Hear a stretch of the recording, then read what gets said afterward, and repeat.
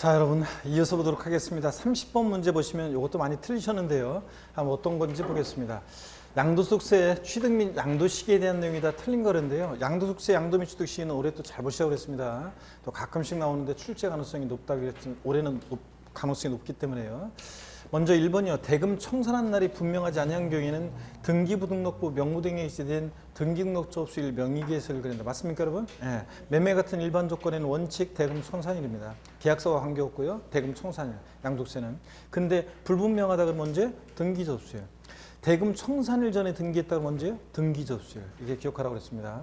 2번 기획재량부용이 정하는 장기할부 조건의 경우에는 자, 소유권 이전등기 접수일하고 인도일 상수일 비교해서 얘네들을 비교해서 중빠른 날입니다. 그래서 장기할부 조건 매매 나왔다 그러면 얘가 제가 항상 장기할부 조건 매매 나왔다는 뭐예요? 중빠른 날, 중빠른 날 기억하라고 했습니다. 중빠른 날. 그 다음에 수용도 중빠른 날이고 상속 또는 증여에서 취득한 자산, 상속은 상속 개시일, 증여는 증여 받은 날, 취득세는 증여 계약일, 양도세에서는 증여 받은 날입니다. 구별하시고 4번 도시별법 기타 법률 규정에 의한 환지처분으로 취득한 토지의 취득 시기는 환지처분 공고일의 다음날이다 그러는데 여러분요 환지처분으로 취득한 토지는 쇠도끼잖아요. 예? 환지처분으로 취득한 토지요. 갑이라는 사람이 A 토지 소유자인데 사업이 시작되면 사업시행자로 갔다가 나중에 사업주군의 다른 토지로 환지받았는데 A-이요. 환지받은 토지의 취득 시기는 언제냐? 환지 전 종전 A 토지 취득일 취득시효합니다. 환지 처분으로 근데 권리 면적의 증가 감소가 있는 경우에 이거는 환지 처분으로 새로 받은 거니까 증가 감소된 토지는 환지 처분 공고일의 다음 날. 그랬잖아요. 자, 시간 없으니까 산에서 나무꾼이 나무하다가 토끼 자려면서 풍급해서 억울해서 울고 있는 산신령 소리를 났다. 금도끼가 네 도끼라서 아니라고 했더니 도끼 들고 나서 네 도끼라서 아니라고 했더니 새도끼 들고 나서 네 도끼라고 해서 그렇다고 했더니 정치하다 감탄했다 싹 다 죽어가지고 부자가 된 나무꾼 얘기 드렸잖아요. 그 사람들? 예, 그래서 환지받은 토지는 환지 전 토지취득일입니다. 그래서 이거 환지처분 공고일의 다음 날은 증가 감소한 토지가 환지처분 공고일의 다음 날이고 환지처분을 취득한 토지는 언제다? 환지 전 토지 취득일입니다. 환지 전 토지 취득일이에요. 이렇게 돼 있어야 돼요. 환지 처분을 취득한 토지는 환지 전 토지 취득일이고 환처분 공고일의 다음 날은 금도끼, 은도끼, 증가 감소된 토지가 환지 처분 공고일의 다음 날입니다. 아셨죠, 여러분? 자, 그래서 4번이 틀렸습니다. 5번 보시면 민법 규정에 의해서 부동산의 소유권을 취득하는 경우에 당해 부동산의 점유를 개시한 날 그랬는데 우리 민법 245조 1항 점유 취득한 부동산 취득 시는 점유 개시입니다. 20년 전 그때로 소급해요. 시효 만료일도 아니고 등기 접수일도 아니라는 거. 어느 때로 소급한다? 점유 개시. 자, 그때를 취득시로 하고요. 등등 우리 양도 및 취득 시기는 잘 보셔야 됩니다, 여러분들. 자, 31번 문제 보겠습니다. 31번 문제를 보니까요. 정답률은 31번도 54%인데 이거 많이 했는데도 아직도 54%입니까, 여러분? 자, 확실하게 알고 가셔야 되겠습니다. 틀리신 분들은 한번 보겠습니다. 양도소득세 비과세에 관한 법령 내용 중에서 가로 안에 들어갈 내용이 순서대로 옳게 배열된 것은 그렇습니다. 취득당 조정상 지역 내 주택을 양도한 경우이고 해당 주택은 조정상 지역 공고일 이후에 취득했다. 그럼 조정대상 지역 내 주택이고 조정상 지역 공고일 이후에 취득한 주택은 1세대 1주택 비과세 나왔다. 항상 뭘 떠올려요? 2년 거주. 해야지만 비과세라는 거. 보유한 중에 2년 거주까지 해야 한다는 거. 자, 봅니다. 1세대 1주택 고가주택 제외하고 비과세 규정은 해당 주택을 몇 년 이상 보여야 됩니까, 여러분? 예? 2년 이상 보유하고 그 보유한 중 몇 년 이상을 거주해야 됩니까? 조정상 지역 내 1세 1주택 비과세니까 2년 이상을 거주한 경우에 한해서 적용됩니다. 그래서 1세 1주택 비과세 조정상 지역 공고일 이후에 조정상 지역 내에서 취득한 주택은 비과세 받으려면 2년 거주까지 해야 한다는 거. 다만 비거주자가 해당 주택을 몇 년 이상 계속 보유하고 3년 이상 계속해서 보유하고 그 주택에서 거주한 상태로 거주자 국내 주소나 183일 이상 거소가 있는 고자로 전환됐을 때는 자, 보유하는 몇 년 이상 해야 됩니까? 이거 3년 이상 해야 한다. 원칙적으로는 2년 보유만 하면 되지만 비고자가 고자로 전환될 때는 몇 년 보유해야 한다? 3년 보유. 이렇게 해서 자, 정답은 여러분 이거 몇 번입니까, 여러분? 2번이 정답이 되겠습니다. 자, 그래서 이렇게 보시고 32번 문제 봅니다. 소득세법상 고자의 32번 문제 많이 틀리셨는데요. 소득세법상 고자의 양도세에 관한 설명으로 틀린 것은 그랬습니다. 먼저 A법인과 특수관계에 있는 주주가 요건 어떤 거냐면 요거는 무슨 얘기냐면 우리가 양도소득세는요, 실거래가를 중에서 계산합니다. 실지 양도한 가액이요. 자, 근데 다만 예외적으로 우리가 28회 시험 때 나왔지만 예외적으로 특수관계 법인에게 양도한다거나 등 일정한 경우에는 법인세법 52조에 따른 시가라든가 이런 것들을 실지 양도한 가액으로 봐서 그런 거로 계산하는 경우가 있어요. 그 얘기예요. 자, 이거는 부당행위 예산부인 특례 저가양도 고가양도하고는 다른 거예요. 보세요. A법인과 특수관계 있는 주주가 시가 3억 원인데 법인세법 52조에 따른 시가래요. 이게 법인세법 52조에 따른 요 시가. 자, 요건데 토지를 A법인에게 이 토지를 5억 원에 양도한 경우에 양도가액은 어떤 거로 하느냐? 이때는 법인세법 52조에 따른 시가라는 것을 양도가격으로 봐서 이거로 계산합니다.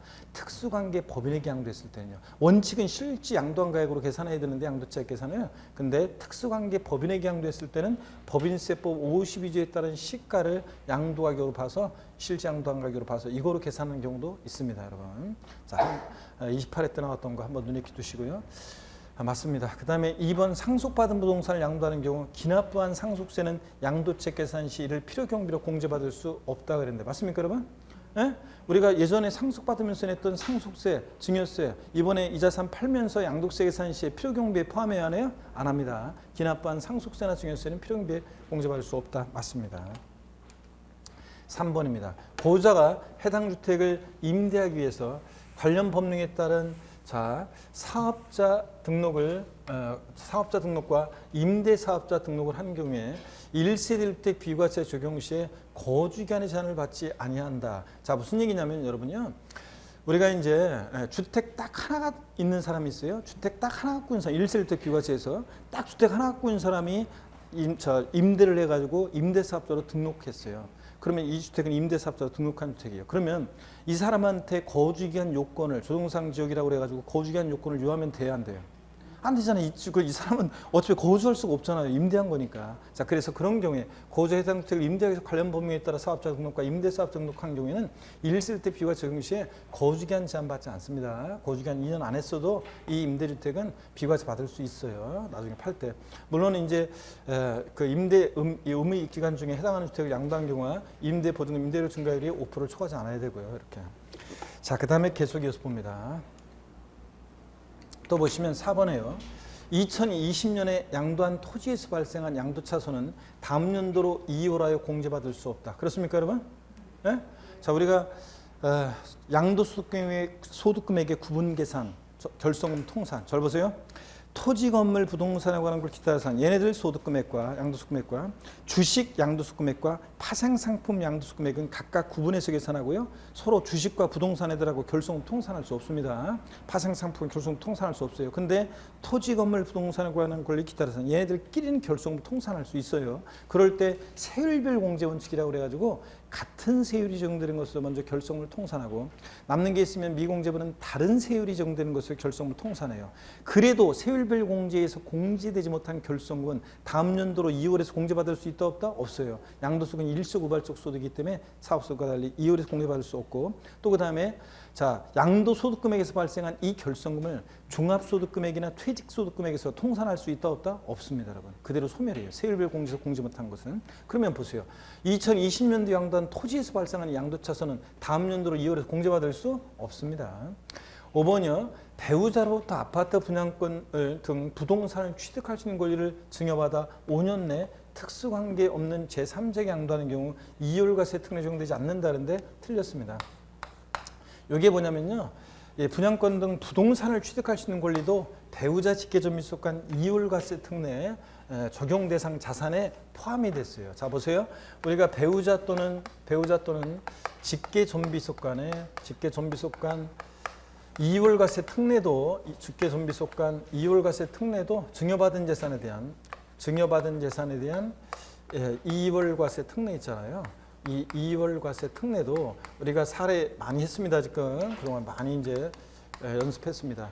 이월과세 특례 나오면 갑, 을, 병 이렇게 해놓고 문제 풀으라고 그랬잖아요. 근데 여기서 포인트 지금 그게 아니라 이거예요. 배우자 직계존비로부터 증여받은 자산의 이월과세 특례는 어떤 재산을 배우자 직계존비로부터 증여받았어야 되냐면 다른 건 안 되고 토지, 건물, 무슨 이용회원권이요. 볼펜권 같은. 그 다음에 요거까지만 있었어요. 재작년까지는. 그랬다가 작년 개정세법인데 작년에 뭐가 추가됐냐면 부동산을 취득할 수 있는 권리가 추가됐어요. 그 예가 어떤 거냐면 아파트 당첨권, 분양권 같은 거 있잖아요. 아파트 당첨권이나 분양권 같은 이런 것들도 추가가 됐습니다. 사람들이 악용해가지고 그래요. 자, 분양권을 샀어요. 프리미엄이 확 붙어요. 그러면 있잖아요. 단독으로 취득했다가 분양권을 프리미엄이 확 붙으면 부부 공동 명의로 전환합니다. 그러면 부부간에 6억 원까지 공제받을 수 있잖아요. 그러니까 6억 원까지 이걸 세이브하는 어떤 효과가 생겨요. 그래가지고 사람들이 이거를 많이 그렇게 했어요. 단독 명의로 분양권 취득해가지고 프리미엄 확 붙으면 공동 명의로 전환. 이렇게 많이 하는 바람에 악용하는 걸 막기 위해서 토지건물 무슨 이용회원권 또 그다음에 회원권을 뺐네요. 회원권 그다음에 부동산을 취득할 수 있는 권리 이런 분양권 같은 것도 배우자 직계점에서부터 증여받아서 양도하면 양도소득세 계산 시에 증여받은 당시 가격으로 하지 않고 당초 증여자가 취득한 가격을 취득 가격으로 하고 증여받은 날로부터 하고 이런 식으로 해서 이월과세 특례 적용 대상에 포함을 시켰습니다. 이거를 포함을 시켰다는 거. 그래서 요거 특례를 적용하지 않는다 그랬으니까 부동산을 취득할 수 있는 권리도 이제 5년 내 배우자로부터 증여받아서 제3자 양도하면 이월과세 특례가 적용됩니다. 적용되지 않는다 틀렸습니다. 이것도 알아둡니다. 작년 2019년 개정세법이었습니다. 5번 알아두시고 33번 문제 봅니다. 33번 문제를 보니까 33번 문제요. 다음 중 등기된 국내 소재의 토지를 양도하는 경우에 소득세법상 양도소득세 계산에 관한 설명으로 틀린 것은 그랬습니다. 토지 양도하네요. 취득가액을 실거래가액으로 계산하는 경우에 자본적 지출과 양도 직접 비용을 필요 경비로 공제한다. 그렇죠, 여러분들? 우리가 실거래가 중에서 양도세 계산한다. 자, 취득가액을 그러면 자본적 지출과 양도 합계액이 기타 필요 경비가 됩니다. 맞고요. 양도책 계산할 때 양도가액을 기준시가에 의하면 취득가액도 뭐에 따르고? 기준시가에 따르고. 양도가액과 취득가액의 동일기준 적용 원칙이죠. 양도가액 기준시가 적용했어요. 취득가액도 기준시가입니다. 특수관계인 간의 거래가 아닌 경우로서 취득가액인 실거래가액을 인정 확인할 수 없어서 그 가액을 추계 결정 경정하는 경우에 매매사례가액, 감정가액, 환산 취득가액, 기준시가의 순수에 따라 적용하는 가액이어야 한다. 맞습니까, 여러분? 지금 뭐가 불분명한지 잘 보세요. 뭐가 불분명해요? 취득가액이에요. 취득가액이 불분명하니까 취득가액은 추계할 때 어떻게 추계 결정합니까? 매, 감, 환, 기 순서로 추계 결정 경정합니다. 여기 매, 감, 기 이렇게 해가지고 28회 시험 때는 환산 취득가액을 취득가액이 불분명한데 환산 취득가액을 쏙 빼고 매매사례가액, 감정가액, 기준시가의 순서에 따라 적용한 가액이 한다. 이렇게 바꿨어요. 아니고 취득가액 불분명할 때는 매감한기, 양도가액 불분명할 때는 매감기. 그래서 이 환산 취득가액은 취득가액을 추계할 때만 적용합니다. 4번입니다. 양도책에서 양도 기본공제를 공제하여 양도소득금액을 계산한다. 그래요? 답은 쉬웠네. 자, 뭘 공제합니까? 장특공제액이지. 장기보유특별공제액이지. 장특공제액을, 장기보유특별공제액을 공제해서 소득금액 구합니다. 우리 양도세 계산 과정 나왔다. 계산 구조 나왔다. 항상 우리 어떻게 외웁니까, 여러분? 가, 필, 차, 장, 소, 기, 합니다. 그래서 양도가액에서 필요경비를 빼서 양도 차액 구하고 가필차, 장특공제액을 공제해서 양도소득금액 구하고 기본공제액 공제해서 과세표준 구합니다. 그래서 양도소득금액은 양도차익에서 뭘 공제합니까? 장특공제액을 공제해야죠. 기본공제 틀렸습니다. 자, 그래서 정답은 여러분 4번이 되겠고요. 5번 취득가액을 매매사례가액으로 계산하는 경우에 취득 당시 개별공시가의 100분의 3을 곱한 금액이 필요경비에 포함된다. 맞죠, 여러분들? 우리가 양도책 계산 시에 필요경비, 취득가액 등 기타 필요경비에서 취득가액 등 기타 필요경비를 공제해서 양도책 구할 때요. 자, 기타 필요경비, 취득가액을 실제 취득한 가액에 의하면 자본적 지출액과 양도비용 합계액이 필요경비입니다. 그죠? 아까 여기 1번 질문이요. 취득가액을 실취득한 가액에 의하면 자본적 지출과 양도비용을 필요경비로 공제한다. 그렇죠? 취득가액 실거래가액. 근데 취득가액이 불분명해서 취득가액을 추계해서 정한다. 매매사례가액, 매감, 환, 매매사례가액이나 또는 감정가액, 환산 취득가액을 정한다. 취득가액을 추계해서 정할 때는 기타 필요경비는 일일이 들어간 비용 공제하지 않고 자산별로 일률적으로 어떻게 합니까? 필요경비 계산 공제액으로 합니다. 자, 그럴 때 필요경비 계산 공제액을 정하는데 필요경비 계산 공제. 필요경비가 계산 공제를 나왔다. 며칠 되기 전에 가면 부정타요? 3, 7, 1. 그래서 토지, 건물은 양도 당시 아니고 취득 당시 기준시가의 공제율 몇 프로? 3%. 미등기 양도하는 것은 배제하는 것은 아니고 불이익이죠? 0.3% 적용합니다. 필요경비 계산 공제율. 지상권, 전세권, 등기된 부동산 임차권, 지상권, 전세권, 등기된 부동산 임차권은 요거 취득 당시 기준가의 공제율 몇 프로? 7%. 나머지 애들 아파트 당첨권 등 나머지 애들은 분양권 등 나머지 애들은 취득 당시 기준가의 공제율 1%. 그래서 필요경비 계산 공제를 나왔다. 며칠 가면 부정타느냐? 3, 7, 1 이거 했잖아요, 여러분들. 자, 그래서 여기서는 지금 취득가액을 보세요. 매매 사례가액이나 감정가액으로 할 때는 기타 필요경비는 무조건 이 필요경비 계산 공제액으로 합니다. 그래서 토지니까 취득 당시 기준가액 공제율 3%입니다. 근데 여기 잘 보셔야죠. 근데 우리가 계속 또 공부했던 것이 그동안 마무리 과정에서 나왔던 것이 취득가액을 추계해서 정하는데 매매 사례가액 감정가액이 없어가지고 취득가액을 환산 취득가액으로 할 때는 취득가액을 환산 취득가액으로 할 때는 그냥 기타 필요경비를 필요경비 계산 공제액으로 하고 끝나는 것이 아니라 환산 취득가액 플러스 필요경비 계산 공제액 합계액과 실제 들어간 자본적 지출액과 양도비용 합계액하고 비교해가지고, 이거 비교해가지고 만약에 자본적 지출액과 양도비용 합계액이 환산 취득가액 플러스 필요경비 계산 공제 합계액보다 더 크면은 이거로 할 수 있다고 그랬죠? 둘 중 어떤 거로? 양도책 최소화하기 위해서는 큰 거로 할 수 있다. 이렇게 요 자본적 지출액하고 양도비용하고 이 선택할 수 있는 것은 취득가액을 뭐로 할 때만? 환산 취득가액으로 할 때만 그렇다.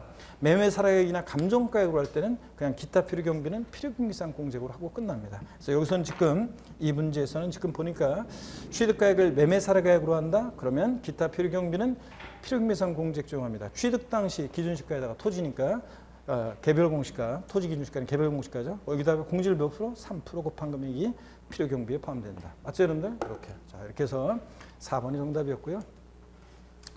계속해서 봅니다. 자, 34번 문제를 보겠습니다. 34번 문제 보시니까요. 34번 문제는 소득세법상 실거래가에서 양도책 계산할 때 필요 경비가 아닌 거. 자, 이게 이제 29회 시험 때는 여기 또 나오기도 했었고요. 자, 근데 어떤 건지 한번 보겠습니다. 실거래가에서 양도책 계산할 때 필요경비가 아닌 거 가끔씩 나오는데 올해 또 나올 때가 됐고, 사업자가 매입 시 공제받은 후 폐업으로 인해서 다시 납부한 잔존자에 대한 부가가치세는 포함해야 하네요.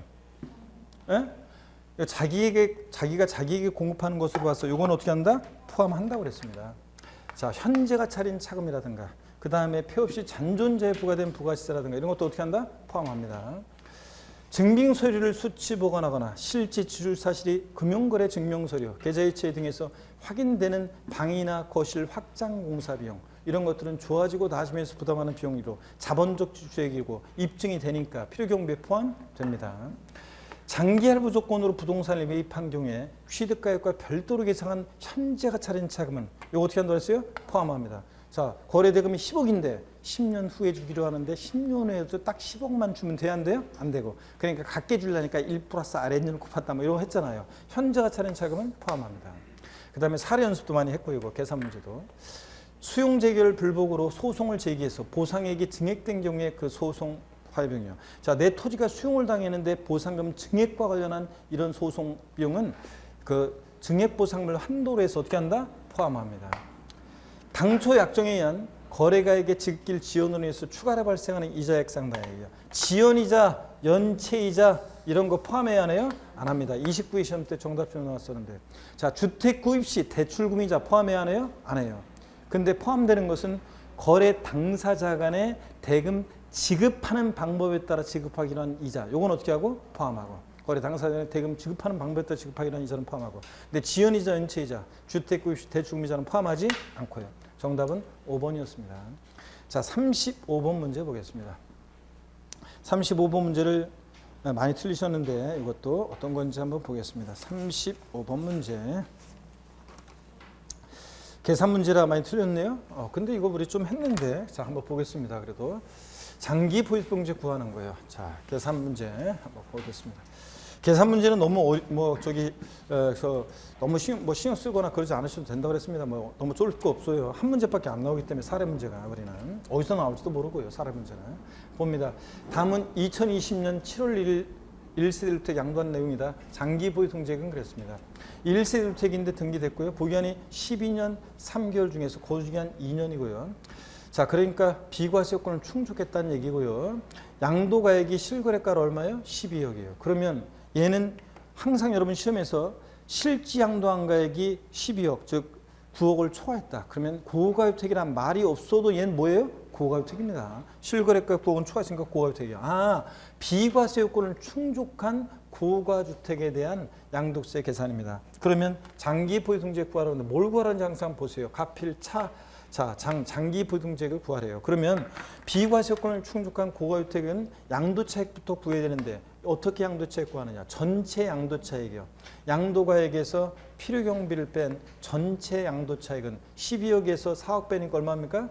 8억. 전체 양도차익 곱하기 양도가액 분의 양도가액 마이너스 얼마?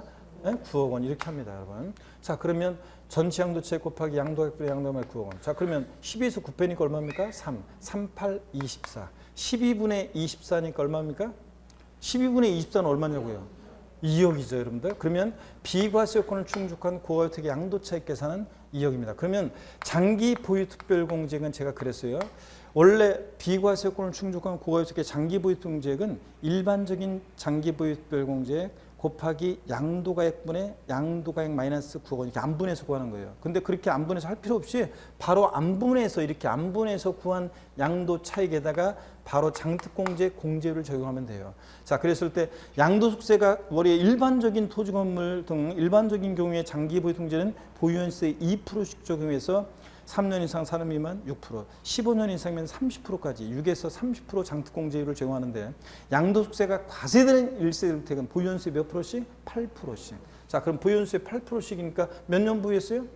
10년 이상 보유했어요. 10년 이상 보유하면 28이 왜 나와? 자, 보유연수세 8%씩이 10년이니까 몇 프로? 80%입니다. 10년 이상이면. 그러면 28, 16. 얼마입니까? 2억에 80%니까 28, 16이니까 1억 6천만 원입니다. 1억 6천만 원. 자, 만약에 이 문제에서 양도 소득 금액을 구해봐라 그랬으면 가필 차, 장, 소니까 2억에서 1억 6천 빼니까 얼마예요? 4천만 원이 양도 소득 금액이 되는 거고 여기서는 뭘 구하라고 그랬어요? 장기 보유 특별공제 구하라고 그랬으니까 1억 6천만 원이 정답이 되겠습니다. 1억 6천만 원. 1번이 정답입니다. 이렇게 구하는 거. 자, 그래서 고가주택이란 말이 없어도 고가주택이라는 거 비과세권 같은 자, 이렇게 고가주택에 대해서는 우리가 양도차익 계산할 때 안분계산해서 구한다는 거, 그 다음에 장특공제 구할 때도 안분계산해서 해야 되지만 그럴 필요 없이 그냥 안분계산해서 구한 양도차익에다가 장특공제 공제율, 고가주택이니까 1세대 1주택이니까 보유연수세 8%씩 공제를 정한다는 거. 아셨죠, 여러분? 이 얘기가 포인트입니다. 자, 그래서 35번, 1번 정답. 36번 문제 보겠습니다. 36번 문제는 잘 맞히셨습니다. 자, 보시니까요. 다음은 양도소득 과세표준 계산 시 양도소득 기본공제에 대한 내용이다. 틀린 거 그랬습니다. 자, 기본공제. 여러분 다음 주에는 어떻든 간에 좀 뭐 마음이 그렇고 뭐 할 게 많고 뭐 마음이 좀 뭐 급하고 다른 것도 막 관심이 가 있고 그러더라도 우리가 다음 주에 마지막 4주차 동영모의고사 유종의 미를 거둬야죠. 자, 그래서 쭉 오셔가지고 잠깐 오셔가지고 해설 강의 들으면서 다시 감을 유지하고 이렇게 제 음성을 들으면서 전체 내용을 쭉 한번 다시 풀 거예요. 이렇게 하셔야 되겠습니다. 문제 또 4주차 문제는 또 중복되는 것도 있지만 새로운 것도 있고 그렇기 때문에 또 잘 보셔야 되고 그래서 감을 유지하시고요. 그리고 또 제일 중요한 것은 다음 주에 저랑 마지막 인사를 나눠야죠. 1년 동안 사람이 공부했는데 그냥 말 한마디도 저랑 안 하다가 그냥 그 수업 끝나면 끝 가버리고 그냥 한마디도 안 하고 그냥 가버리고 그러면 안 돼요, 여러분들. 서로 인생을 살아가면서 서로 한마디라고 덕담 한마디씩은 서로 하고 가야지, 여러분들. 그래서 인사 마지막으로 나누고 저의 그 응원의 길을 받고 가시길 당부드리겠습니다. 그래서 마지막 한 분씩 또 다음 주에는 다 인사를 제가 나누도록 하겠습니다. 자, 보시면요. 다음은 양도세 과세표준 계산 시 양도세 기본공제 설명 틀린 건데 1번이요. 양도세 기본공제는 보유기한이 3년 미만인 경우에도 적용한다. 그렇습니까? 네, 보유기간 관계없습니다. 자산의 종류 관계없이 싹 다 깔아주잖아요. 미등기한도만 아니면. 등기를 요하는 재산인데 미등기한도 한 것만 아니면 싹 깔아주고. 미등기한도 재산에서는 원칙으로 기본공제 적용하지 않고요. 자산을 3구분하죠. 그래서 토지, 건물, 부동산에 관한 기타 자산 얘네들 양도소 금액에서 1년에 250, 주식 양도소 금액에서 1년에 250, 파생상품 양도소 금액에서 1년에 250, 소득을 3구분해서 각각 기본 소득별로 연 250만 원 공제합니다. 자, 그래서 기본공제는 보시면요, 여러분 보세요. 기본공제는 보시면 어떻게 되는 거냐면 기본공제는 보세요. 만약에 여기 보세요. 기본공제는 또 국내 소득과 국외 소득을 구별해서 기본공제를 받을 수 있는데 부동산 등에서 토지, 건물, 부동산에 관한 기타 자산 전부 합친 것에서 1년에 250, 주식에서 1년에 250, 파생 상품에서 1년에 250만 원 기본공제 받을 수 있습니다. 자, 그리고 국외 자산에서 부동산 등에서 기본공제 250만 원을 받을 수 있어요. 근데 국외 자산 양도소득세에서 올해 자, 주식과 파생 상품은 있잖아요. 국외자산 양도시 주식과 파생 상품은 대상에서 아예 삭제가 됐어요. 국외자산 양도시 양도세 대상 자산에서 아예 삭제가 됐어요. 그러니까 종전에 파생 상품은 국내와 국외자산 소득 금액을 합해서 250이다. 뭐 이런 것도 의미가 없어진 거죠. 자, 그래서 그냥 국외자산 양도시에는 파생 상품과 주식은 아예 대상에서 삭제가 됐고요. 그래서 국내 자산으로만 보면 기본공제는 이렇게 750 최대 이렇게 받을 수 있는 거고 국외자산까지 포함하면 250 빠지고 포함하면 1,000만 원 되는 거고요. 이런 식으로 기본공제 줍니다. 주식과 파생 상품은 국외자산에서는 삭제가 됐고요. 대상 자산에서. 어떻든 간에 3구 각각 250만 원 3구분해서 맞습니다. 양도 아니구나. 이거 안 했구나. 4번 동일 과세기간에 토지와 주택 분양권을 양도하는 경우에 토지와 주택 분양권 양도소득 각각에 대해서 연 250만 원 공제한다. 맞습니까? 아닙니다.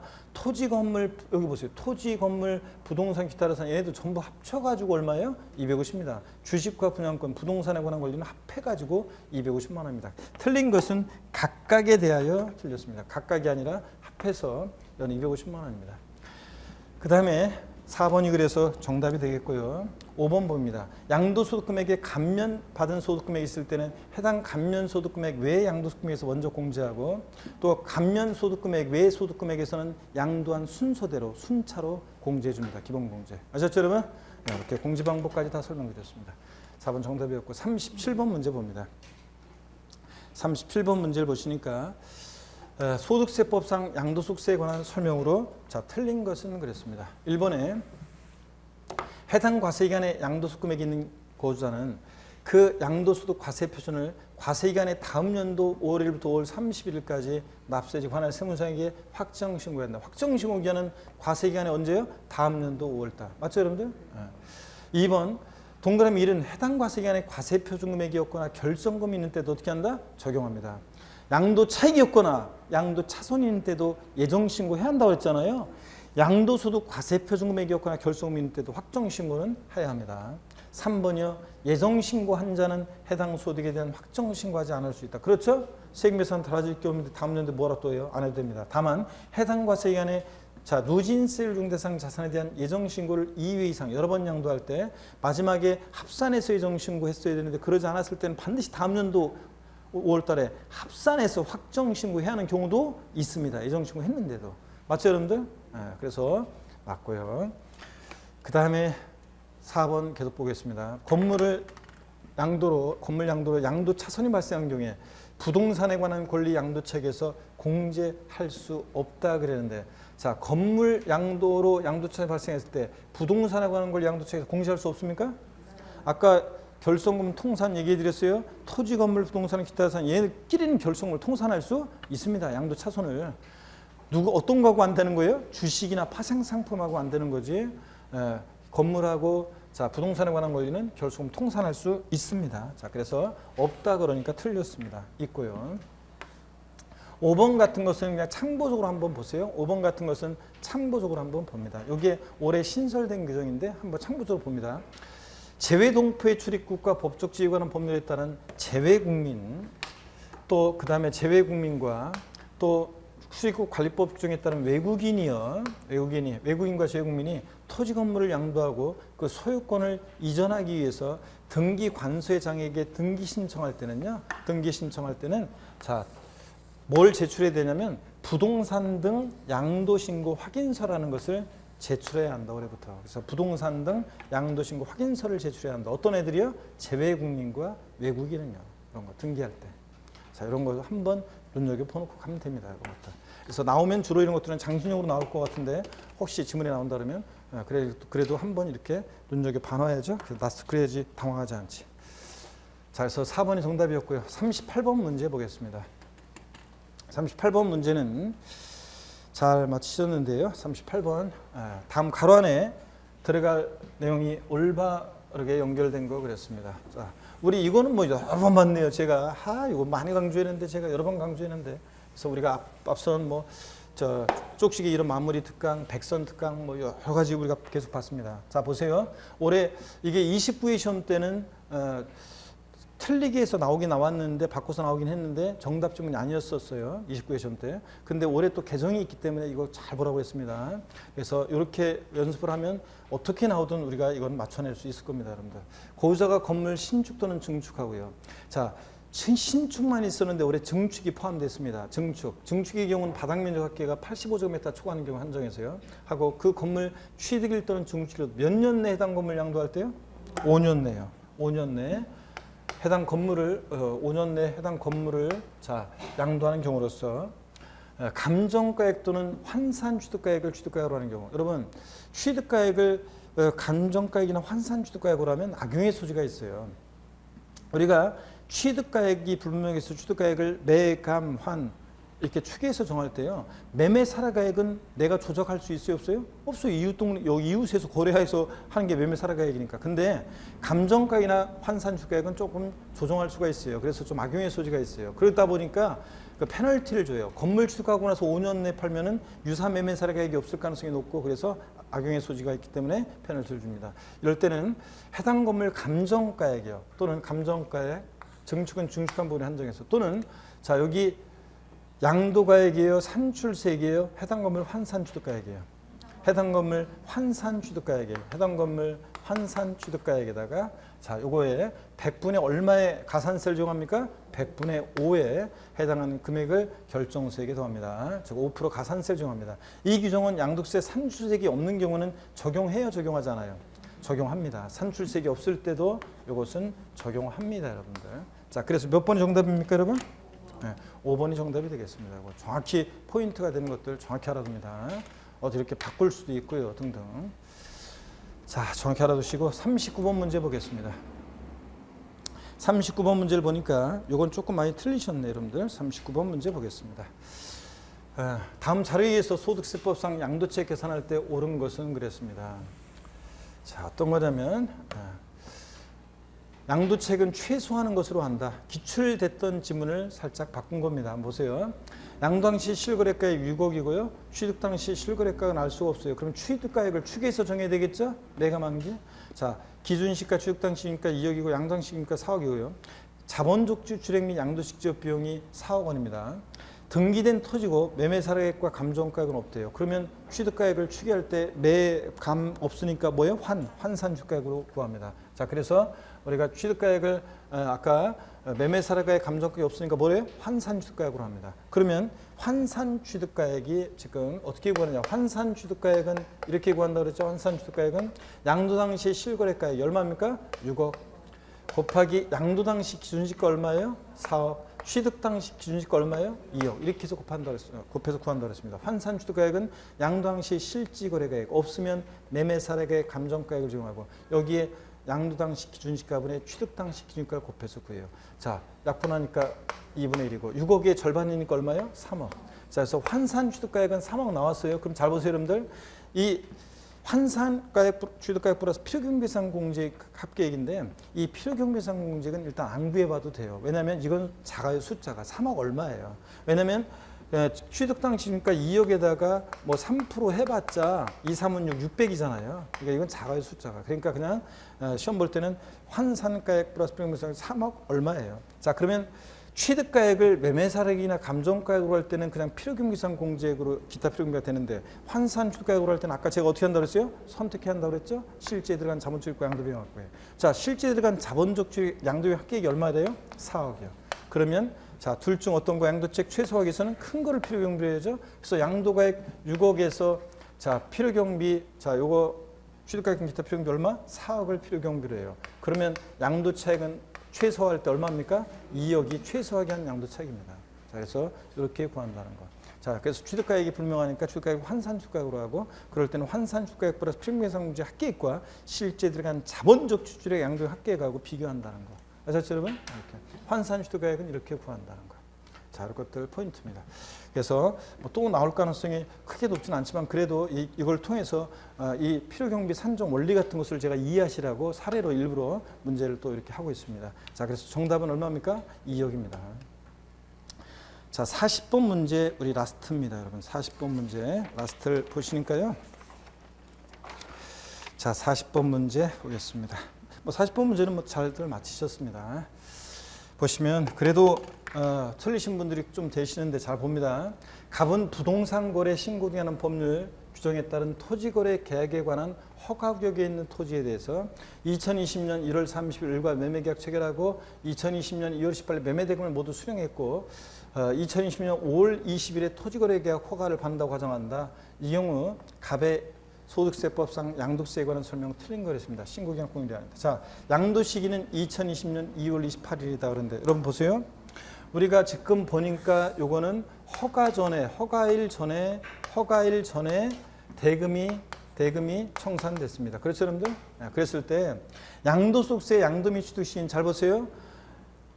양도소득세 양도및 취득시인 원칙 언제예요? 대금 청산입니다. 근데 나중에 허가를 받으면 소급해서 계약이 유효하게 된다고 봐서 이 대금 청산일이 양도 및 취득 시기가 돼요. 양도 및 취득 시기는 언제다? 대금 청산일입니다. 대금 청산일이니까 언제요 지금? 2월 28일이 대금 청산일이니까 자 2월 28일이 되고요. 대금 청산일. 그 다음에 예정신고기한은 4월 30일이다 그러는데 맞아요?